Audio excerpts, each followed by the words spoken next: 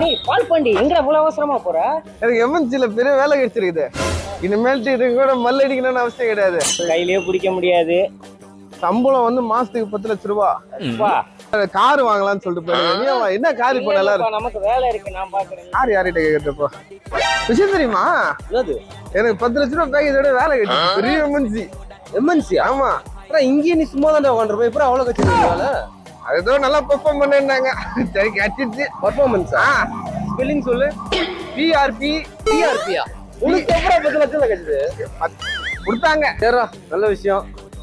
என்னடா? சரி வாங்க கார் வாங்க போலாம். காரா? வாங்க ஏறுங்க. டேய் டேய் ஏந்திரா, எவ்வளவு நேரம் உட்காந்துருக்க? இங்க மேனேஜர் தேர்ந்து இருக்காருங்க.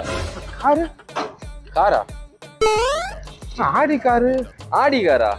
அங்க ஆடிட்டர் வெயிட் பண்றாரு, போ.